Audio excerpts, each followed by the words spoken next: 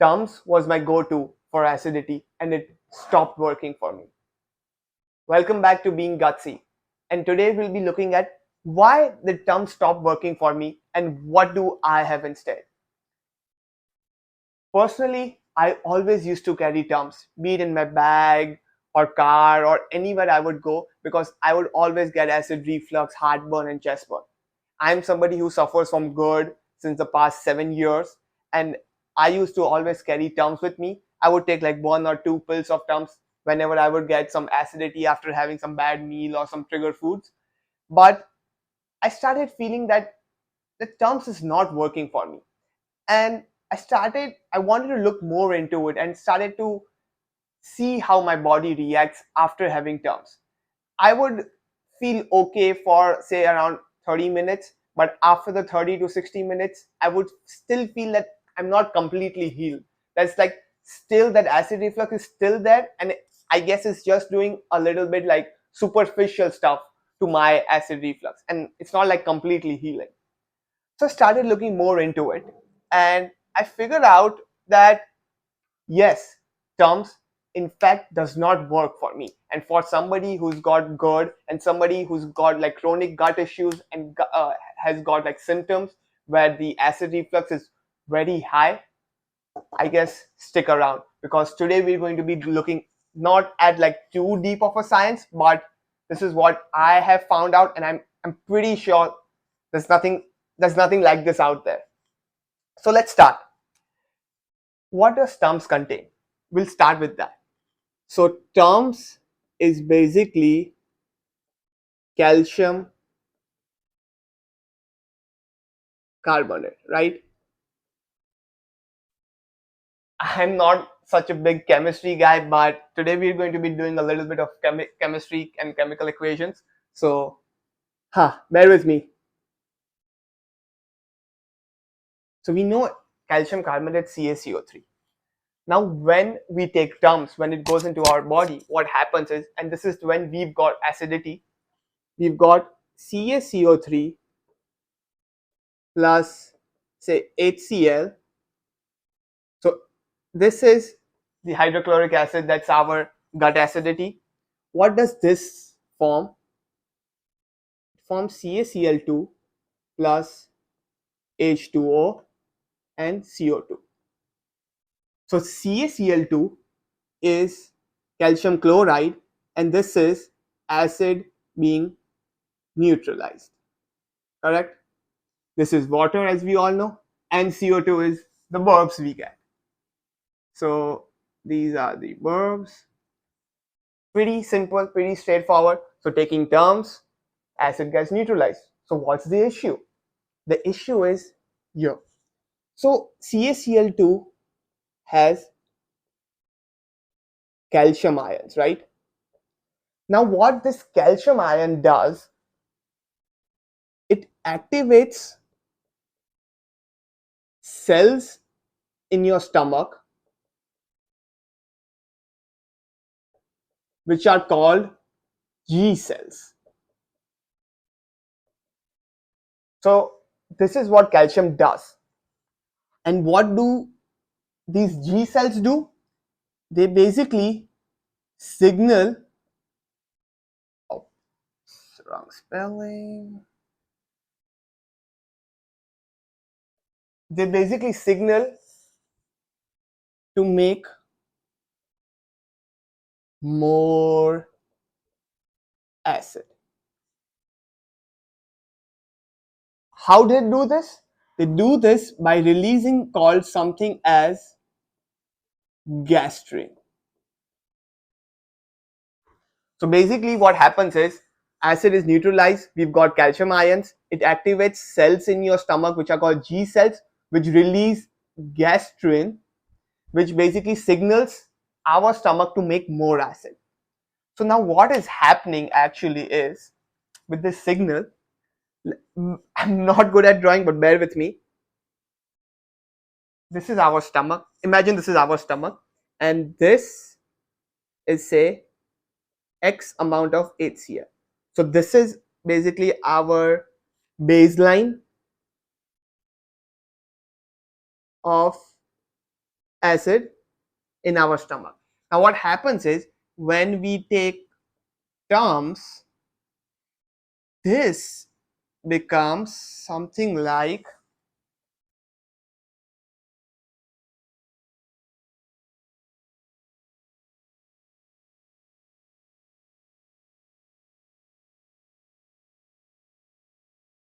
this. So now this is the new baseline.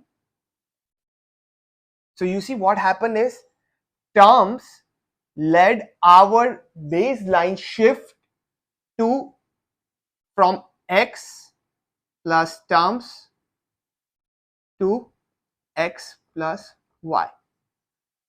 Now this y is the additional acidity or the additional acid that our stomach is now forming after having Tums. So now you might have heard, or like what I used to do is, oh, I used to hear like, oh, one Tums does not work for me. So let me take two Tums. Two Tums, yeah, now it's better. Sometimes even two Tums won't work. So I would take like two Tums after the first time I'm getting acidity, it's not working. 1 or 2 hours later, I would take one more Tums, two more Tums, or something. I know should not take that much, but I used to do it, and I used to be curious that even though I'm taking Tums, it's not 100% healing. So that means the more Tums you take, eventually the Y will increase. It's directly proportional. So Tums increase, Y will increase. That means the baseline of our acid in the stomach will always keep on increasing. So this is basically something called, and this goes back over here, and this is called as the rebound loop. Now this is what is happening in our stomach because of Tums. This whole loop, and this is like a complete cycle, is called the rebound loop, or I guess it's called rebound cycle. Might not be 100% correct, but yeah. So the loop is formed, and this is the rebound cycle which forms. So that means due to Tums, the baseline increases, and there's more acid the next time when the Tums come. So we need more Tums to neutralize this, and then that's why it's not completely healed. Now, what do I have instead? It's not like a solution, and I would not suggest that, oh, you skip Tums and do this. But what do I have instead of Tums to like quickly neutralize the acid and the acidity is I have Alka Seltzer. Now what is Alka Seltzer? And note, Alka Seltzer comes in many different ingredients and many different forms. We are doing the one with the upset stomach relief. So the ingredients which it contains are, let me use, okay, let's see. So we've got Alka Seltzer here, and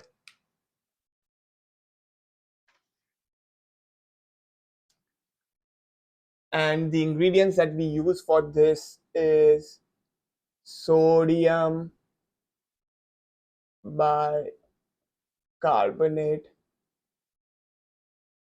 plus nitric acid. This should not, or this one which I use does not contain aspirin. So we're not dealing with the aspirin one without aspirin. This nitric acid is just for the fizz because this comes in a tablet form. So when we put it into the water, the fizz which forms is due to this nitric acid. Just because of that, it dissolves faster. So then we can ignore this nitric acid for now, and let's focus on sodium bicarbonate. Now what is sodium bicarbonate? Let me adjust this so I can write it properly.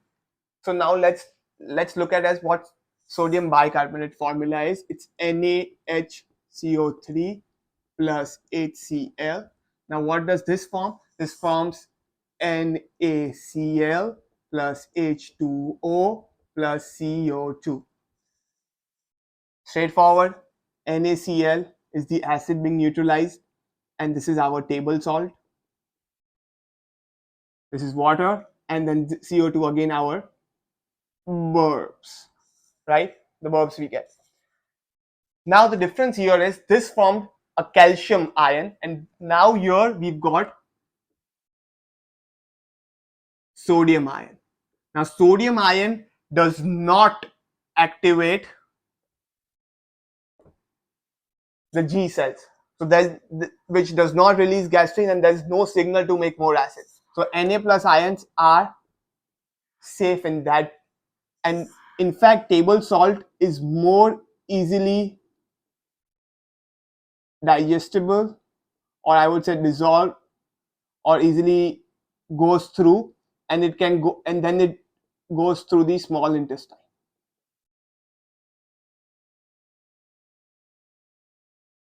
So Na plus ions are more safer. So I'm not saying that, oh, we should skip Tums and start using Alka Seltzer, but this is what worked for me, and this is the reason or the science behind it, why it worked for me, and why Tums was causing the issue because of the whole increase in acidity.